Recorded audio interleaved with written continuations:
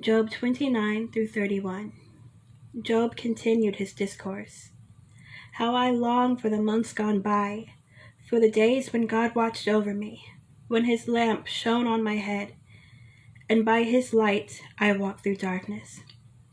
Oh, for the days when I was in my prime, when God's intimate friendship blessed my house, when the Almighty was still with me, and my children were around me, when my path was drenched with cream, and the rock poured out for me streams of olive oil. When I went to the gate of the city and took my seat in the public square, the young men saw me and stepped aside, and the old men rose to their feet. The chief men refrained from speaking and covered their mouths with their hands. The voices of the nobles were hushed, and their tongues stuck to the roof of their mouths. Whoever heard me spoke well of me, and those who saw me commended me, because I rescued the poor who cried for help, and the fatherless who had none to assist them. The one who was dying blessed me. I made the widow's heart sing. I put on righteousness as my clothing. Justice was my robe and my turban. I was eyes to the blind and feet to the lame. I was a father to the needy. I took up the case of the stranger. I broke the fangs of the wicked and snatched the victims from their teeth. I thought, I will die in my own house, my days as numerous as the grains of sand. My roots will reach to the water, and the dew will lie all night on my branches. My glory will not fade. The bow will ever be new in my hand. People listened to me expectantly, waiting in silence for my counsel. After I had spoken, they spoke no more. My words fell gently on their ears. They waited for me as for showers, and drank in my words as the spring rain. When I smiled at them, they scarcely believed it. The light of my face was precious to them. I chose the way for them, and sat as their chief. I dwelt as a king among his troops. I was like one who comforts mourners. Job 30. But now they mock me, men younger than I, whose fathers I would have disdained to put with my sheepdogs. Of what use was the strength of their hands to me, since their vigor had gone from them? Haggard from want and hunger, they roamed the parched land and desolate wastelands at night. In the brush they gathered salt herbs, and their food was the root of the broom bush. They were banished from human society, shouted at as if they were thieves. They were forced to live in the dry stream beds, among the rocks and in the holes in the ground. They brayed among the bushes and huddled in the undergrowth. A base and nameless brood, they were driven out of the land. And now those young men mock me in song. I have become a byword to them. They detest me and keep their distance. They do not hesitate to spit in my face. Now that God has unstrung my bow and afflicted me, they throw off restraint in my presence. On my right, the tribe attacks. They lay snares for my feet. They build their siege ramps against me. They break up my road. They succeed in destroying me. No one can help him, they say. They advance as through a gaping breach. Amid the ruins, they come rolling in. Terrors overwhelm me. My dignity is driven away as by the wind. My safety vanishes like a cloud. And now my life ebbs away. Days of suffering grip me. Night pierces my bones.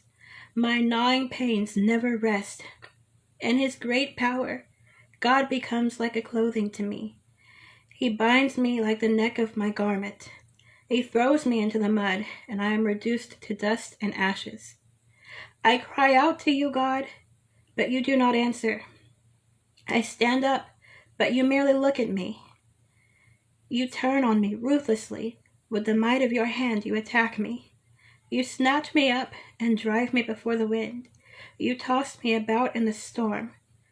I know you will bring me down to death, to the place appointed for all the living. Surely no one lays a hand on a broken man when he cries for help in his distress. Have I not wept for those in trouble? Has not my soul grieved for the poor? Yet when I hoped for good, evil came. When I looked for the light, then came darkness. The churning inside me never stops. Days of suffering confront me. I go about blackened, but not by the sun. I stand up in the assembly and cry for help. I have become a brother of jackals, a companion of owls. My skin grows black and peels. My body burns with fever. My lyre is tuned to mourning, and my pipe to the sound of wailing. Job 31. I made a covenant with my eyes not to look lustfully at a young woman. For what is our lot from God above, our heritage from the Almighty on high? Is it not ruin for the wicked, disaster for those who do wrong? Does he not see my ways and count my every step? If I have walked with falsehood, or my foot has hurried after deceit, let God weigh me in honest scales, and he will know that I am blameless.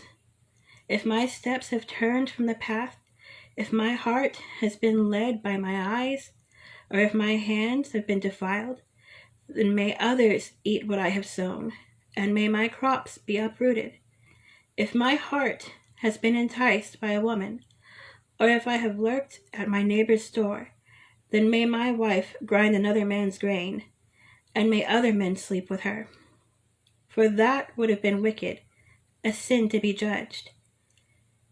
It is a fire that burns to destruction. It would have uprooted my harvest. If I have denied justice to any of my servants, whether male or female, when they had a grievance against me, what will I do when God confronts me? What will I answer when called to account? Did not he who made me in the womb make them? Did not the same one form us both within our mothers? If I have denied the desires of the poor, or let the eyes of the widow grow weary, if I have kept my bread to myself, not sharing it with the fatherless, but from my youth I reared them as a father would, and from my birth I guided the widow. If I have seen anyone perishing for lack of clothing, or the needy without garments, and their hearts did not bless me for warming them with the fleece from my sheep, if I have raised my hand against the fatherless, knowing that I had influence in court, then let my arm fall from the shoulder, let it be broken off at the joint. For I dreaded destruction from God, and for fear of his splendor I could not do such things. If I had put my trust in gold, or said to pure gold, you are my security, if I have rejoiced over my great wealth, the fortune my hands had gained, if I had regarded the sun and its radiance, or the moon moving in its splendor.